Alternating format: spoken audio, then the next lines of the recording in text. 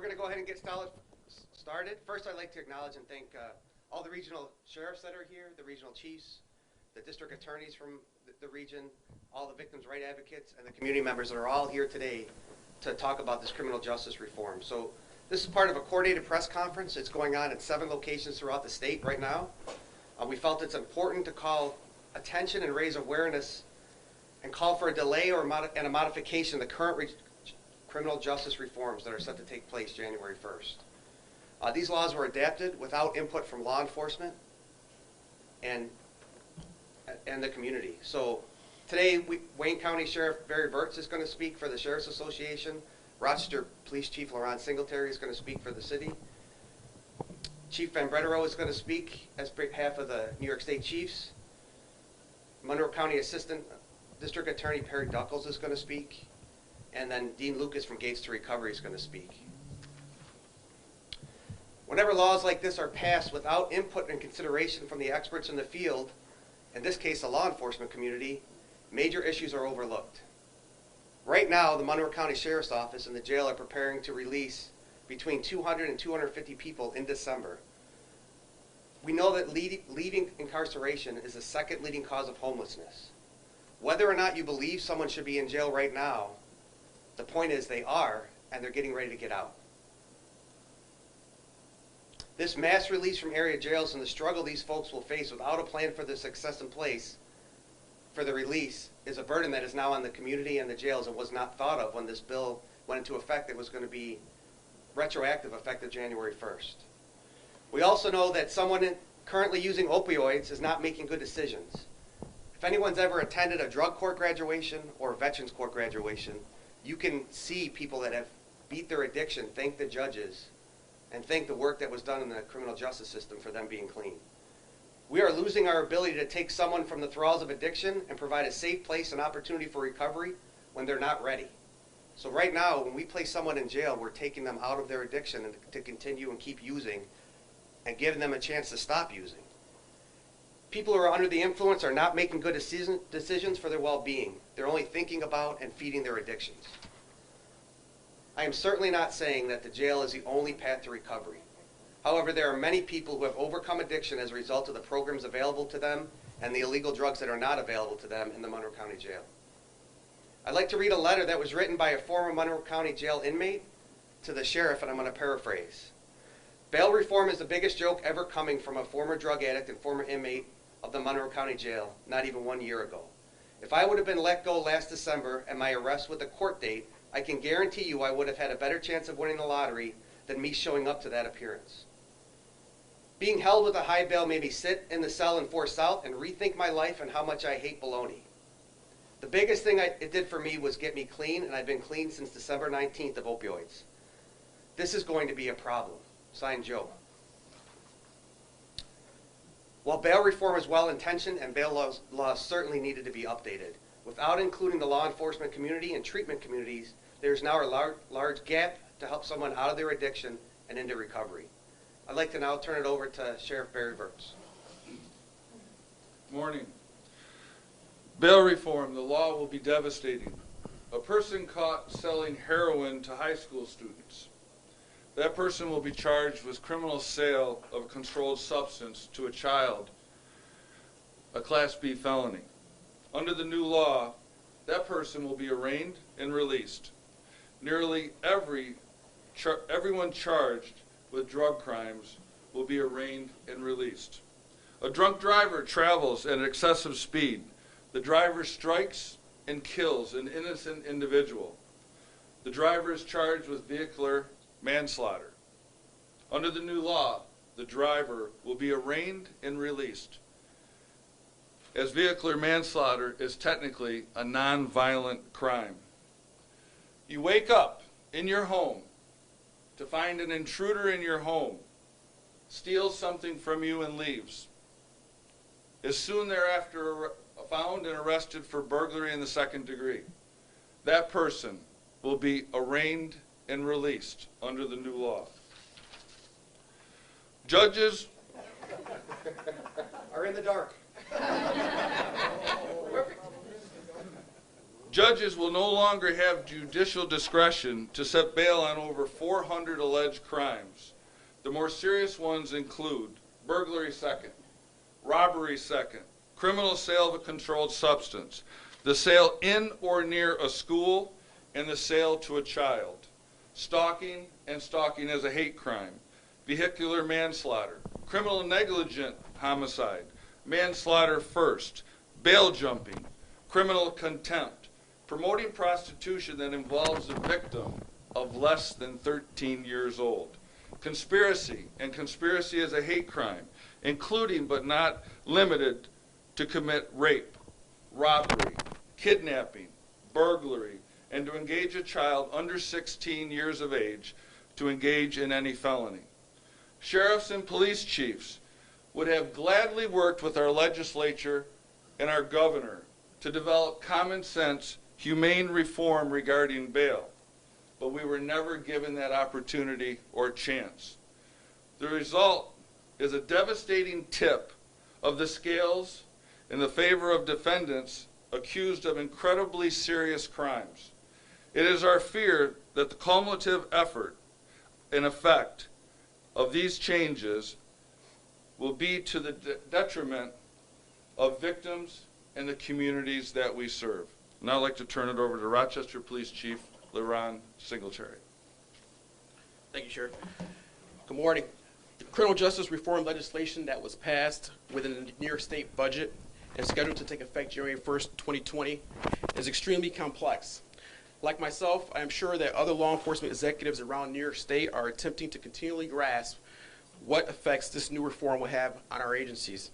In the RPD, we have assembled a team that continues to digest the legislation and work with our partners in the criminal justice system to really understand the impact such will have on our agencies. As time changes, so does societal expectations, and so does systems, aka the criminal justice system. As a police chief and as an integral part of the criminal justice system, I have an obligation to speak up for those who cannot often speak for themselves within the criminal justice system. Today, I am speaking up for the victims within the criminal justice system to ensure that their voices do not get lost in the reform proposed by our legislators. We must ensure that the good intentions of this reform, do not yield unintended consequences that could be devastating to the citizens of the state, and in my case, the citizens of Rochester. How do we ensure that unintended consequences do not occur? By pushing that pause button on this reform and having relevant conversations to ensure that we are not setting up victims for failure or setting up those that are accused of crimes for failure.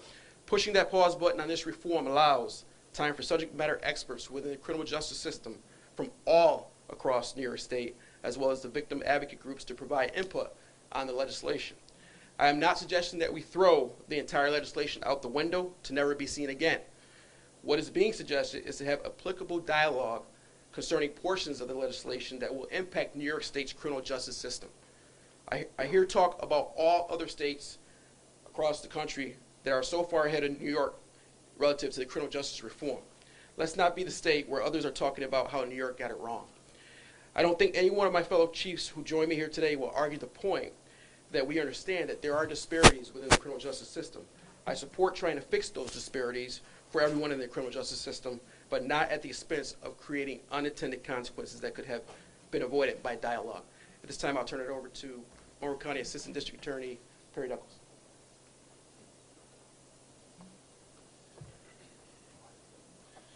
Good morning. I'm proud to stand next to my partners in law enforcement and represent the Monroe County District Attorney Sandra Dorley here this morning. As many of you have heard our district attorney say over the past several months, every district attorney in the state of New York wanted to move forward with some type of criminal justice reform. Prosecutors, police, and all members of the court system want to make sure that the criminal justice system is fair for every party who comes through it. To that end, we here in Monroe County have been working to ensure that everyone involved in our system of justice is treated with dignity and respect, from the staffing of specialty treatment courts to the support of alternatives to incarceration. While the District Attorneys Association of the State of New York attempted to meet with the state legislature and the governor's office, they were not allowed a seat at the table when the reforms were being drafted. Our input fell on deaf ears. So what are we left with? We are left with new laws that no longer promote the safety needs of victims and witnesses. We are left with an overhaul of the entire criminal justice system without any additional funding or services, and more importantly, without any forethought as to the negative effects that this reform is sure to have on our system as a whole. Nobody in this room is saying that our criminal justice system is perfect, but we are asking our lawmakers to take a step back and look at the details of what will happen on January 1st. The 2019 criminal justice reforms will significantly alter the procedural landscape of prosecutors' offices, impact the fiscal operations of counties, and alter law enforcement practices at every level. You've heard about bail, and bail reform is an important topic of discussion. But I believe that the discovery reform is equally, if not more important. Let me take a minute to discuss the reform in discovery. Discovery in general terms is the turning over of information to the opposing party so that a fair trial can be had by both the defense and the prosecution. Here in Monroe County, our prosecutors have had an open discovery policy since the days of Howard Relland, dating back to the mid-1990s. We promote fair and speedy trials and ensure the defense has everything necessary to provide the best representation to their client. Starting January 1st, we must now turn over full discovery within 15 days of the arraignment. That means that within 15 days, defendants will have information on all victims, witnesses, and their contact information. As many of you in this room know, one of the hardest parts of law enforcement is the ability to find cooperating victims and witnesses. This new discovery law will make it increasingly difficult to convince witnesses to testify in grand jury, much less in open court. Prematurely exposing the identity of witnesses can result in increased harassment, intimidation, and violence against victims and witnesses. To make this a public safety priority, we need more services relating to witness protection. No additional funding is forthcoming. An additional concern regarding the 15 days is that we now must coordinate with every agency to collect this discovery and do so within an arbitrary time period that is often untenable. This means police reports, lab reports, toxicology reports, victim advocate reports, and so on. Each organization that we deal with has its own turnaround time, independent of the needs of the prosecuting agency. If we cannot receive this information from our partners within the allocated time, we may not declare our readiness for trial, the sanction for which may be the dismissal of our cases. Everyone in this room has the same top priority, which is public safety. We want Monroe County and the surrounding counties safe, and together we pursue this goal, which is to give the best outcomes to our communities that we represent, that we love, and that we have all pledged to serve. On behalf of District Attorney Sandra Dorley, I urge New York State Legislature to halt this legislation and take the voices of law enforcement into consideration. I appreciate you all being here, and now I'd like to introduce our Chief of Police for the Gates Police Department, Jim Van Brederode. Good morning. I'm speaking on behalf of the New York State Chiefs Association as well as the Monroe County Chiefs Association. Chief Fallon from Greece is actually the president, and he's down in Albany doing a press conference down there where this unfortunately all originated. How did we get to where we are? This criminal justice reform was slipped in with the New York State budget bill. Typically when that's done, there's usually a reason, some sort of financial impact on the state that they would put it in the budget bill, and money is usually attached to this. Unfortunately, this bill was passed, and there were no resources provided to law enforcement or any of our consortiums or anybody else to help implement this. And obviously, of all of us that are in this room, we have some very experienced law enforcement officers here. This is by far the biggest sweeping changes of the criminal justice system. This is absolutely huge, and we accept that this law got passed. The train is coming down the tracks, and come January 1st, unfortunately, 2020 is going to be a year of experimentation with the criminal justice system. But that's going to come with a price, because we don't really know how this is all going to play out. We don't really know how we're going to be able to protect people from repeat offenders or to protect our neighborhoods. if you think about one of our greatest tools in the toolbox of a police officer, our job is to be the peacekeepers, right? To keep everything safe in our neighborhoods. One of our greatest tools is the ability to keep somebody incarcerated, especially if we think that they're dangerous or they're going to be a threat to our families or our community. And once you take away that discretion, which this has, everything's become black and white now with the judges and the law enforcement. You know, the whole criminal justice system is built on that word discretion. From sentencing to a policeman, whether he writes you a ticket or doesn't write you a ticket, discretion has got to be built into the criminal justice system, or we're going to end up with some bad things. So we're here today because I think it's our duty to speak up and say something. You know, we have a lot of experience sitting in this room, and I think it's not our first rodeo, and we know there's going to be some bad things coming, and that's why we're here sounding the alarm. So we have a law that was supposed to be a good thing for defendants. You know, we're here to tell you there's going to be some tragedies for some of these defendants that are going to be immediately released. There's going to be some deaths involved. There's going to be some deaths in our community as a result of this, and hopefully it's not going to be a policeman or one of your loved ones that's going to pay the ultimate price for this. For those of you that have been around here in Monroe County, you know we had an issue with the parole system that we addressed a couple years ago.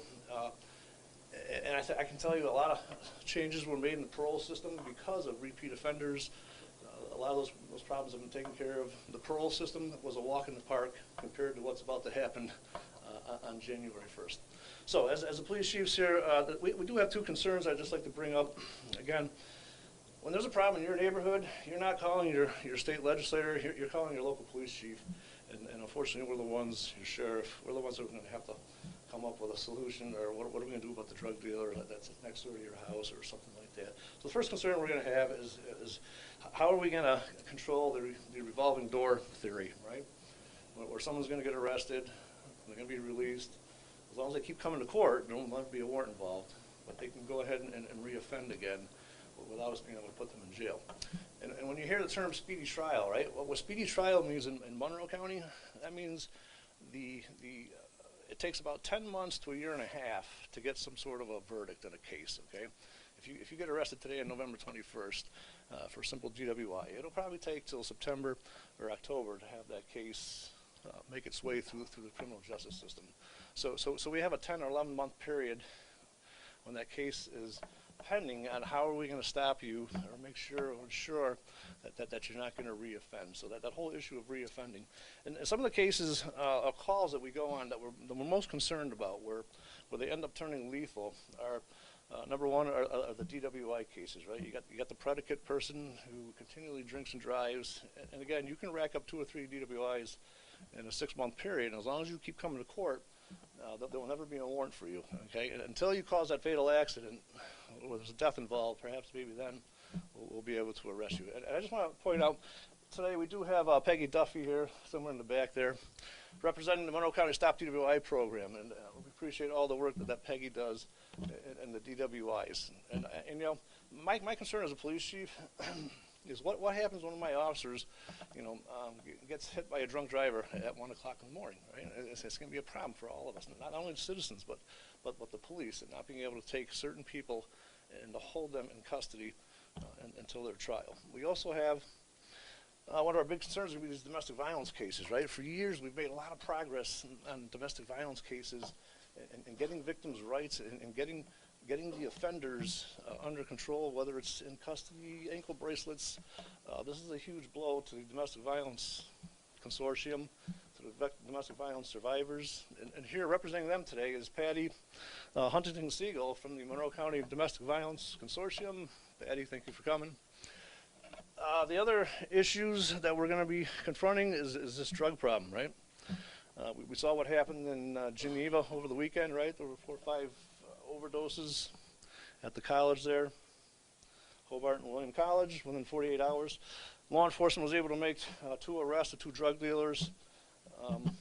That sounds nice, but come January 1st, there won't be any bail. They'll be going home and can immediately set up shop again and continue that business. So we're going to have a huge issue of the revolving door, and how are we going to keep those streets safe? And I don't know what the answer is when somebody calls, and Laurent, of all people, he's got some big headaches patrolling some of the poorest neighborhoods. When someone calls and says, hey, what are you going to do about that drug house? I can make the arrest, but I just don't know what the answer is after the arrest is made, because the days of having them go to an arraignment, they set bail, they hold them in jail for us so they can't reoffend. Those days are all gone, and I don't know what the answer is as a police chief. Number two, the issue that we're most concerned about is what's going to happen to our criminal justice system when nobody comes to court. Okay, that's the bottom line. My little court in the town of Gates, we're one of the smaller towns. I presently have, as of today, I have 900 outstanding warrants where people have not come back to court. I'm holding right now $185,000 worth of bail money that we're in the process, by the way, of returning all that bail money, because January 1st we're no longer allowed to have that bail money. So we are going through each case, my court staff, if they don't meet the requirements of the 2020 bill, we're writing checks and returning all that bail money, as we will be working with the sheriff's office to release all those prisoners that aren't going to meet the new requirements of 2020. This is absolutely absurd. There's no rhyme or reason. I can't sit here and explain this and justify it to you. We have a train wreck in the making here, and all we're asking for, we're not asking to cancel the law. I realize this is going to go through, but we got to have a reprieve so we can figure out how in the world we're going to implement this and keep our streets safe. That's all we're asking for. Our next speaker is Dean Lucas, who's going to talk to you about his son who passed away 2 days before Christmas. All right, yeah, so the only reason I'm here is because I lost my child. And literally, if he died in 2016, he had been in jail in Monroe County.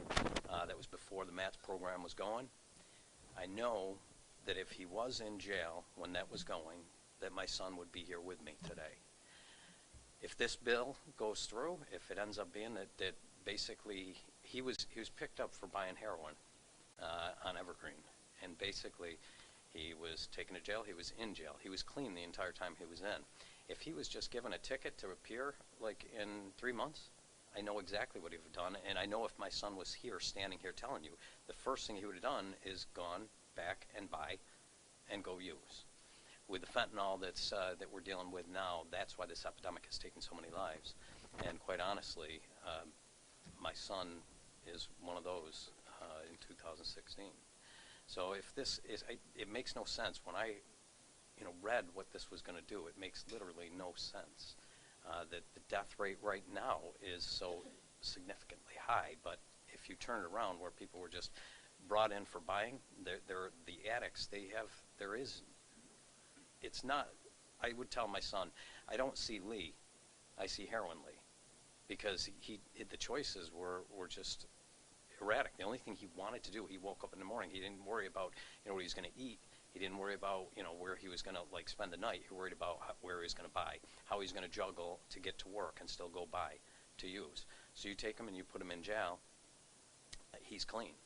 He was in jail from September 15th, I believe.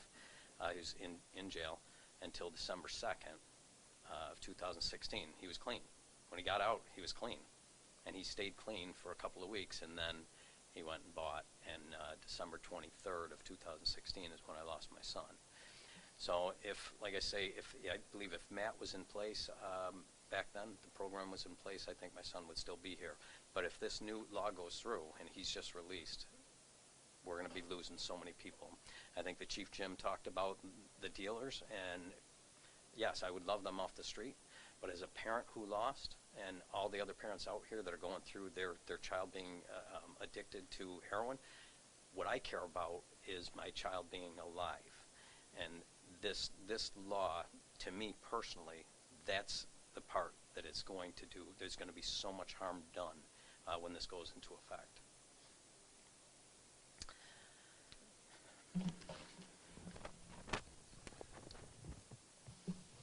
So we'll open up to any questions.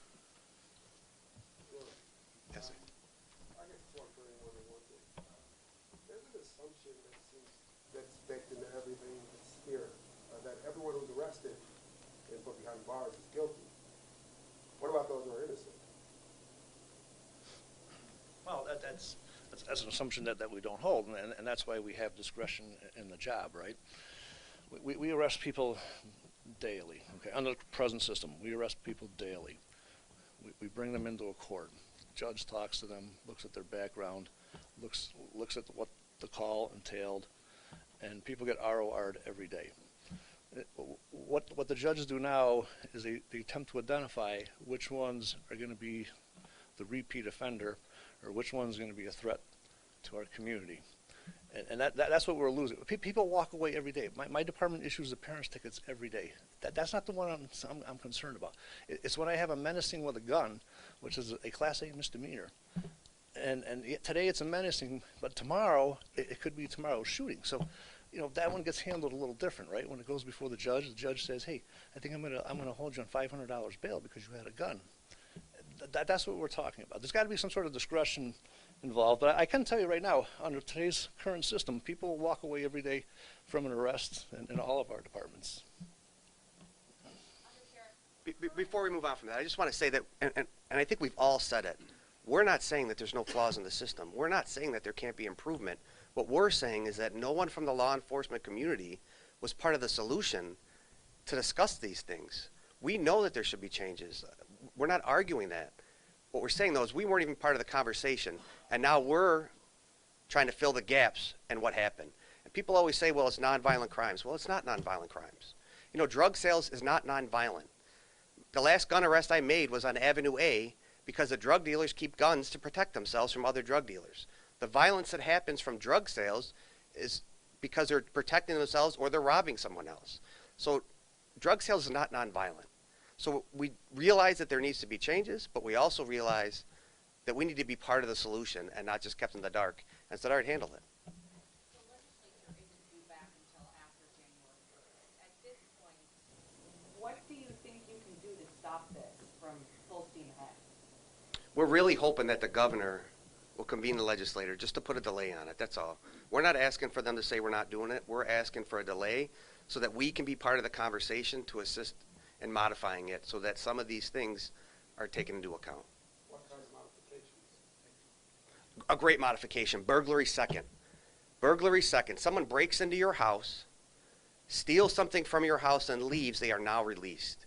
That was because of one case in New York City. They made burglary second burglary second is a violent crime. Anyone that's a victim of burglary second knows it's a violent crime. So that would be one modification. Along the same lines, it seems to be there's some recognition, maybe something needs to be done with counsel.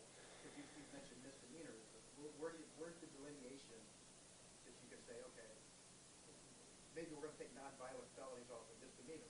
Did you accept that, or where is the line? So it's great. So we'd love to say there's a simple answer that it's misdemeanors. But now what about you're married, your husband punches you and assaults you.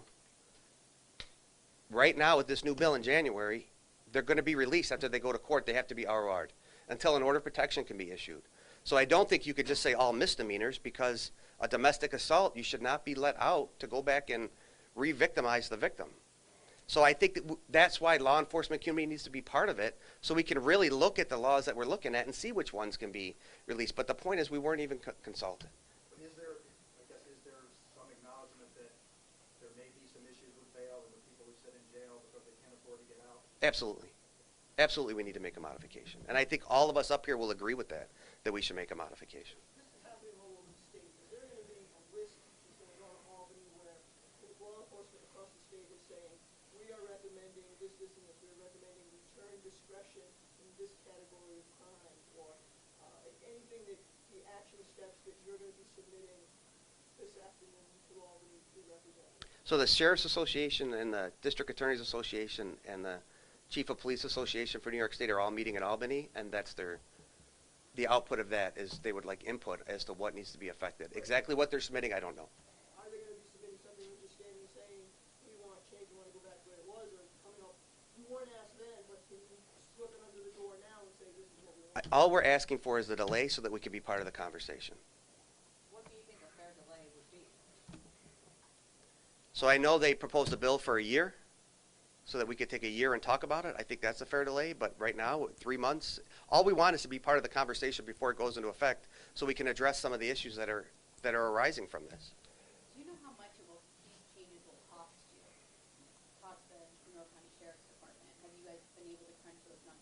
No, and that's the other thing, right? It's really, we're just throwing it up there. We don't know. So everyone is going to take a guess.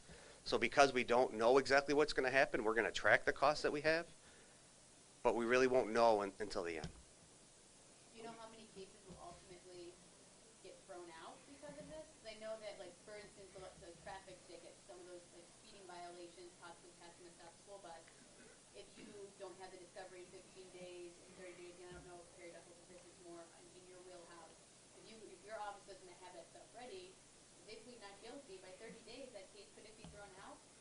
Do Yes. you mind talking to the mic? No, it's fine. And No, I think they want you to. There's several other Ds here. Please feel free to chime in. Again, the discovery issue is a very real issue that nobody's really talking about because, obviously bail reform is something that is tangible that is going to have a visible effect on people in the community. But the discovery reform is such where district attorney's office, I've been talking to a couple here, we really don't have the answers as to how not only to prosecute cases, but how to get the information we're now required to turn over. We receive no additional funding. The police agencies receive no additional funding for extra manpower to push information to us. And we are now under this obligation to turn this material over, without discretion within 15 days. There are some exceptions, obviously, for voluminous materials, but there's materials on a complicated felony that aren't even ready or even contemplated within those 15 days. And the potential is that could have a negative effect on these felony cases, misdemeanor cases, and even traffic cases down through the line. So, our office has approximately 15,000 misdemeanors pending right now, right? So we're not even talking about what we're going to do come January 1st. What are we going to do on those cases that are carried over into January? This is a real problem, and no answers or guidance were given to any of us, and all of us have been scrambling since June to meet with all our law enforcement partners to figure this out and to make sure we at least have an ability to move forward and serve the community come January. But, what the ramifications are going to be, nobody can say. Mary, the Attorney General was in town recently, and we talked to her about this, and she said that she had requested from the governor more money for her office and for the local district attorney's offices, and was not granted that. And she's one of the governor's biggest allies. So do any of you up there think that there's a chance the governor will hear you? We can always hope, I guess. But obviously we're dealing with criminal justice. We're dealing with people's lives. And I just think, and I think everybody up here, the way to do that is to not hope for the best and prepare for the worst. And that's what we are all being forced to do. I've heard the governor say in reports that, he is not going to release any additional funding. So, everybody here is going to continue on and do the best we can. But I don't think anybody in this room is optimistic that things are going to be able to continue as the members of our communities that we serve deserve. So, Mary, do you know how many more cases your office will be taking on because of the discovery part of it? I don't necessarily think that the number of cases will change. We're a medium-sized office in the grand scheme of things, and our just as a minimum number, our attorneys in city court will tend to take on 1,000 cases during a rotation. I don't see the number of cases coming in slowing down. I see the ability to prosecute those cases effectively. I see us being hampered in that regard. So it's not like we're looking at a particular slowdown that we can count on, because it's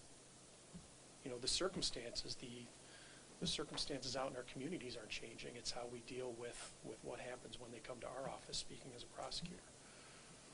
For the chiefs and sheriffs up there,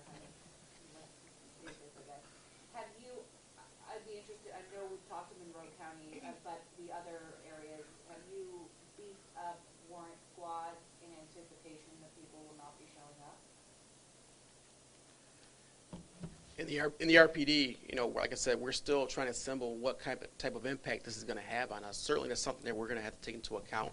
Right now, our warrants are handled by our patrol officers. We don't necessarily have a warrant squad per se, but it will be an extra responsibility that patrol will have to take on.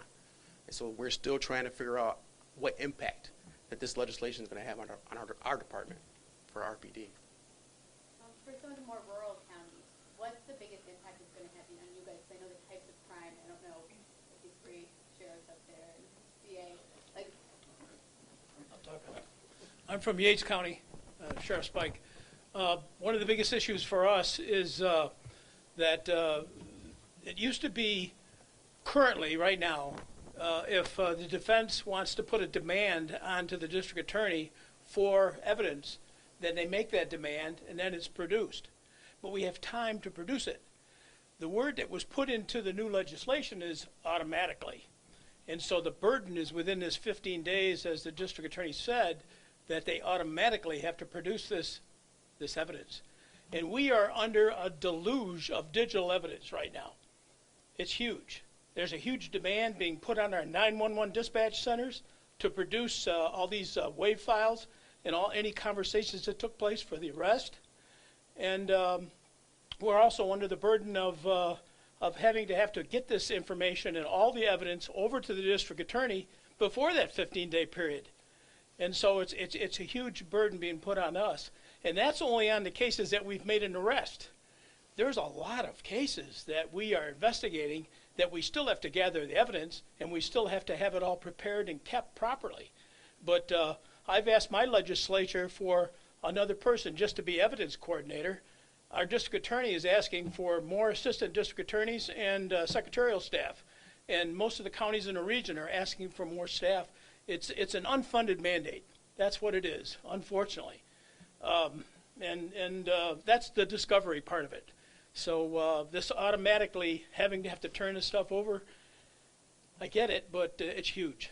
It's just huge. Ultimately, then, if you don't get the funding from the state, will you be asking county taxpayers? Yes, I'm asking my legislature to fund the extra personnel, and our DA is asking for the extra personnel, and most everyone in the region is asking for the same thing. We've got to be able to produce this stuff by law, and so we need staff to do that. what will happen to these cases if you're not able to produce? Well, they're going to be dismissed, and then it's all for nothing, and that's not criminal justice. Thank you. How does it take, on average, to share all of this information with the DA's office? And is there a difference between sheriff and defense?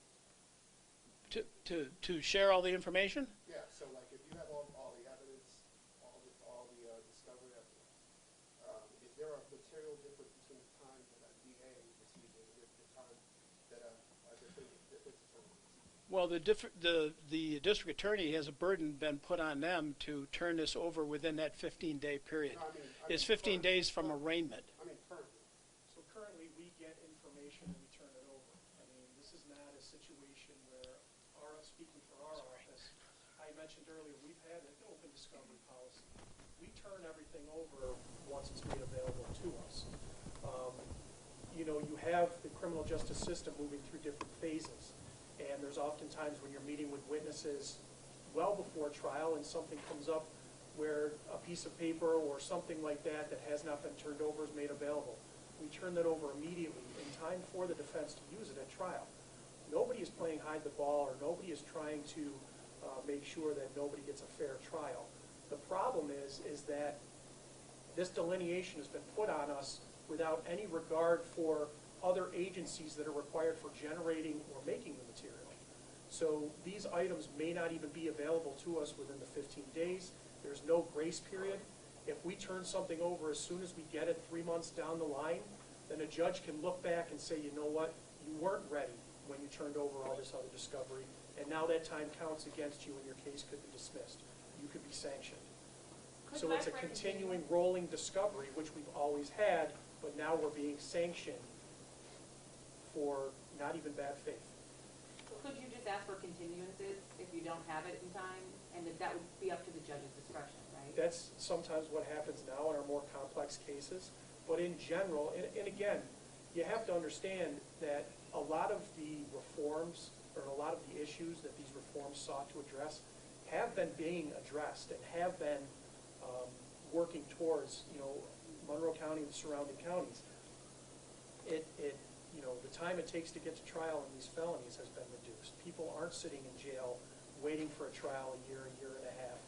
Way back in the day, that's how it was, but now we've had these initiatives that have been instituted, and typically our felony trials 6 months, which is what the Office of Court Administration has mandated, and we're meeting those goals, and we have been meeting those goals. And if there was an issue where there was an issue of fairness, then the judge did have that discretion to grant a continuance. So nobody, you know, this issue of people not receiving fair trials, that's a narrative that's being forwarded with regards to this reform. And like I said, everybody wants the same thing, but that was not happening to the extent that the criminal justice system needed to be overhauled. Okay, I just want to, a little bit difficult, but I just want to go back to the other question, is a specific ask, so I'm sort of hearing, is it the ask going to be, let's go back to rolling discovery? Is the ask going to be, we need to have these certain misdemeanors taken off and returned to discretion? Do you know what the specific ask will be, or if you don't, when will we know so we can tell the public what the ask is, what the change you want? So I'm not positive I speak for everybody, but our ask is that we can just delay it and be at the table in the discussion. The law enforcement community was not part of the discussion for criminal justice reform. That says something right there. So that's our ask, is that we'll delay it to be part of that discussion. I think the biggest thing is with discovery, it's the compression of time that we have to get stuff done into the district attorney's office. And with bail reform, the judges no longer have discretion on cases individually. And we are all unique. People that are arrested are unique. Their cases are unique. Bail reform removes discretion from the judges, and discovery compresses the time that causes us an issue to get our cases to the district attorney's office so the district attorney can get it to the defendant. In the time since, you know, the proposals arose and it became law, have any of the associations actually said, okay, here's some ideas that if we get to the table, we would like to put forward as alternatives? We've not been able to get to the table. No, I'm talking about within your own organization saying, okay, we're putting together a plan. It's not like, I mean, admittedly perhaps it's quick, but it's not like you just found out about this yesterday. Have the associations over the last couple of months met and said, okay, we have a problem with, you know, the nonviolent felony part, saying, if we get to the table, here's what we would like to propose. I know the District Attorneys Association of New York has been meeting quite regularly, trying to come up with ideas as to how, you know, both to transition smoothly for individual offices, but also to come up with ideas. I personally have not been at those meetings, so I can't speak directly to what the proposals may be, but I know that they were trying to offer advice and input throughout this whole process, and like I said, it was not listened to. There was nobody from law enforcement at the table when this legislation was being written, or just nobody locally? Like, nobody? Nobody. For Livingston County, you guys do a lot of work on 390 with the drug details. How is this going to impact what you guys do there? It's going to be a total 180 from business as normal. Take the 100 bags tripping down 390 post January 1. Our district attorney has asked us not to make roadside arrests so we can fulfill the 15-day requirement for discovery. There is no possible way that we can get those drugs to a lab, tested, and returned in 15 days. So take that case, we're going to do our investigation roadside. We're going to seize those drugs. We're going to collect their information, and we're going to say, see you later. We'll be in touch, which is unbelievable to say. When he asked me to do that as sheriff, believe me, I said absolutely not. But as we sorted through this complicated matter, it's the only way as sheriff that I can ensure that at some point in the future they're going to be held accountable. If I do what I want to do and put bad guys into jail right then, these alleged bad guys, then I would be doing a disservice to my constituents, because ultimately I know we're not going to be able to comply with the discovery. So it would be a short-term solution. So post January 1, we're going to set them free, and then we're going to send everything out. In Livingston County, I already put in our budget, which was approved yesterday through our Board of Supervisors, 2 additional positions, a dispatcher because we run the 911 center. We need every audio, every phone call, every radio transmission, every MCT chat. So we got a full-time dispatcher going to be doing those duties. We put on an additional sergeant to be the coordinator for this criminal justice reform related to discovery. They're going to be the ones tasked with collecting all this information, putting it together, and maybe it's day 30, maybe it's day 45, maybe it's day 75. We don't know when we'll be able to complete what the DA's request is so he can certify it as district attorney.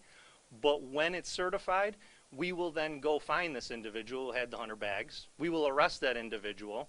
We will arraign that individual. But because, in this case, a B felony does not qualify for bail, the judge will release the defendant, which will now be called a principal person. That person will go back into the community.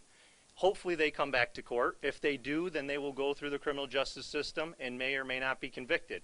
If they don't come back, we'll issue a warrant. We'll have to go find them again. So many people know who work in law enforcement that drug addicts tend not to come back to court. That's just talk to a drug addict. And I'm not singling them out. I'm just saying that that life of addiction is a very difficult life. I have a lot of concerns that we're going to be hunting people down all the time. We don't have a warrant squad. We run thin in Livingston County. We do our best, but we do have the interstate. We do have a lot of drugs going up and down it. We're pretty public about what we do on it. Hopefully that deters it, but it doesn't seem to. People continue to do it.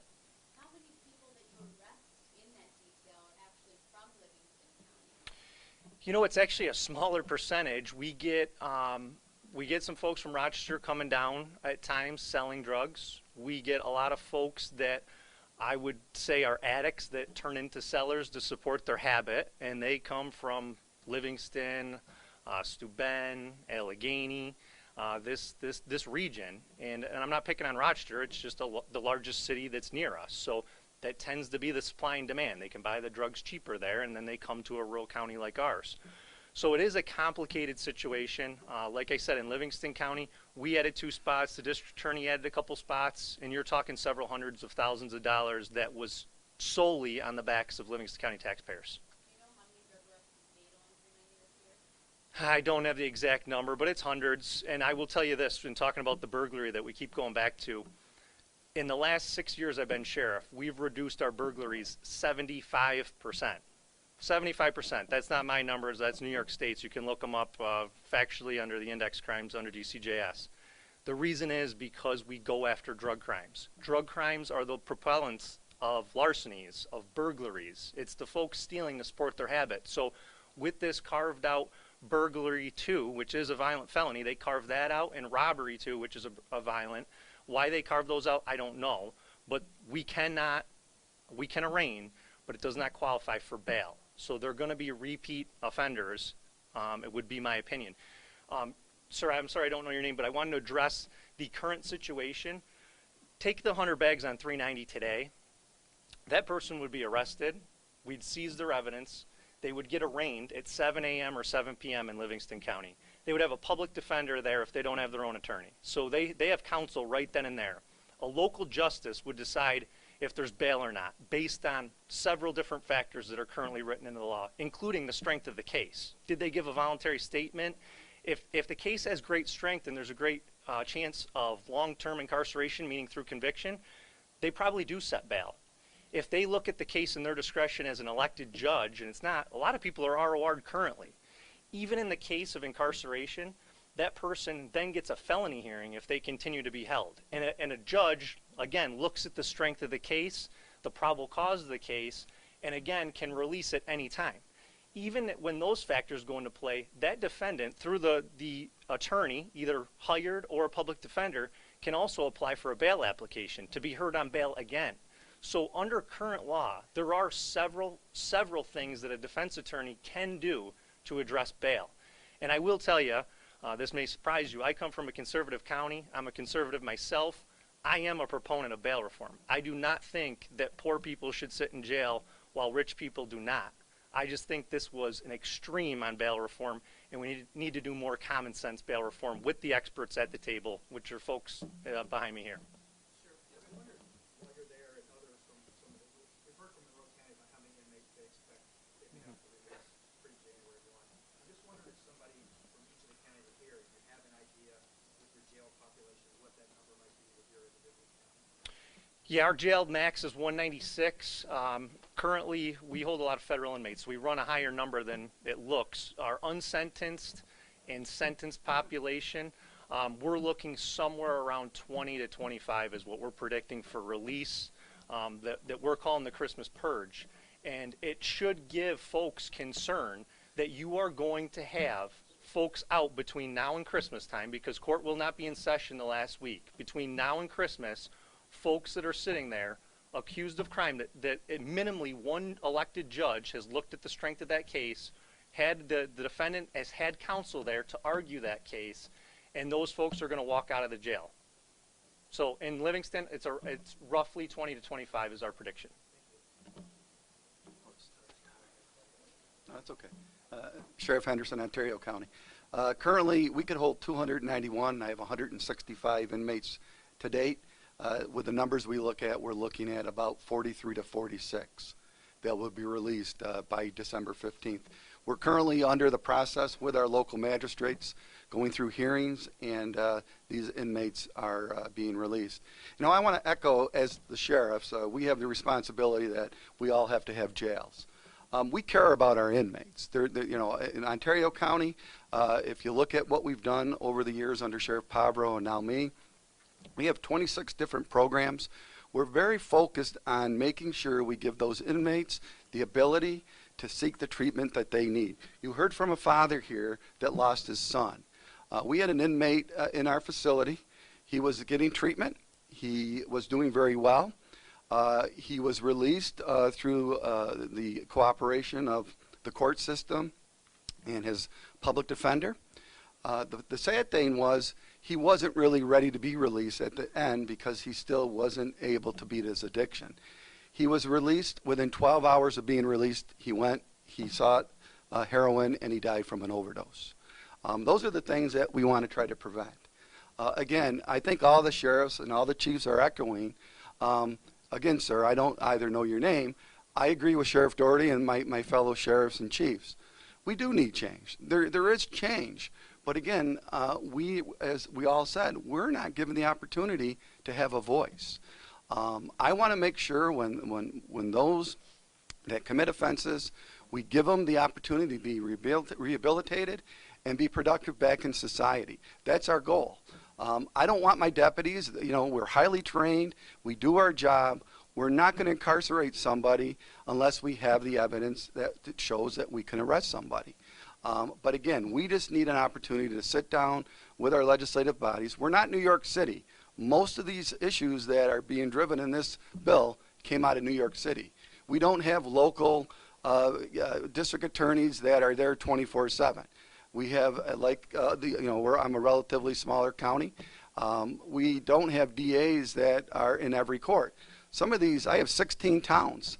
Some of these district attorneys go to these towns once a month. Now they're going to have to be there once a week because of the caseloads that are going to go through the towns. So Sheriff Spike, I'll turn it over to you for your numbers. No, we're the same as Livingston, 20 to 25. Can you address that decision not to arrest drug crimes at the initial stop? Sure. Greg McCaffrey, Livingston County District Attorney. Yeah, it was a tough conversation I had with the sheriff and his command staff, and essentially to go to the sheriff and law enforcement in my county and tell them that come January, arrests are bad, investigations are good, they almost laughed me out of the room. And essentially, the example the sheriff used, the 390, the 100 bags of heroin, if he's to arrest on that on January 2nd, and that person goes to court, we now start a 6-month window that we have to be ready for trial on that case. That person's going home either way. That's the big change now. Because had he arrested that case today, the person goes to jail, they have an attorney, we talk, we discuss, we negotiate. Now with this new discovery reform, which I agree with First Assistant District Attorney Perry Duckles, discovery reform is the biggest problem the DA's Association has. We just need time and we need money, and we have neither in this new legislation.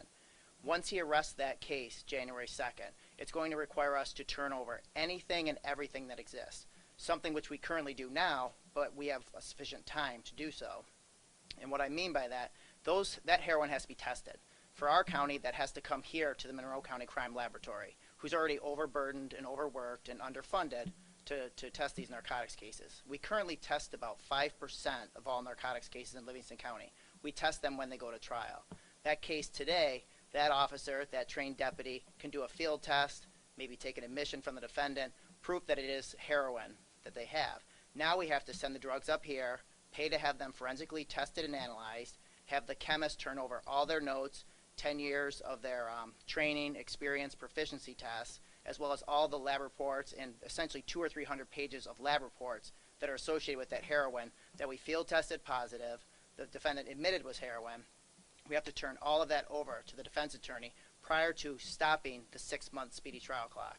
In addition, every officer that responded to that scene in our county, and Sheriff Doherty and his guys do a great job, that could be a 2 or 3 car response. If they have any audio, any video, any text messages, any communication they have with each other or with dispatch also has to be turned over. If there has to be video surveillance around that, has to be turned over. So this is just something now that in a 6-month window, we're taking crazy steps to acquire all this information, to turn it over, to get where we currently are. We have heroin, we have an arrest, we have an addict in jail who may be getting treatment, again, in front of a judge, with an attorney, basically helping them and helping our society.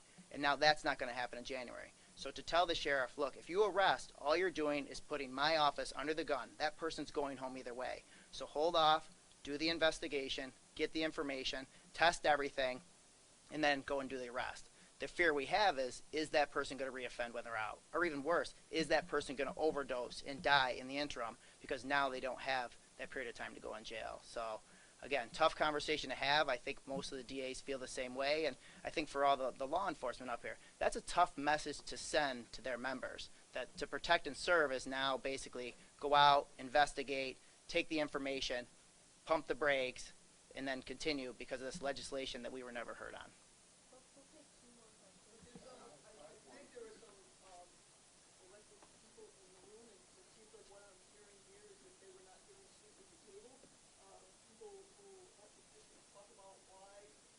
So we're going to hold off on that, and if we're going to make everyone here is available one-on-one, but we're really trying to keep this focused on law enforcement. So if you want to speak to anyone in the room. That is because that seems to be why you're here to say you want to see the paper.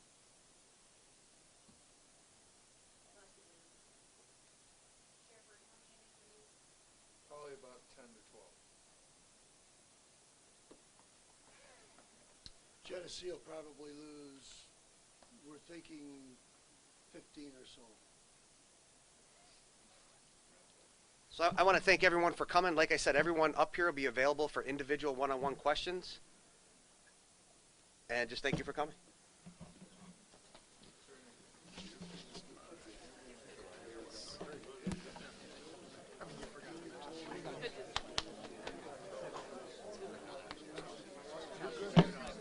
Want to get rolling?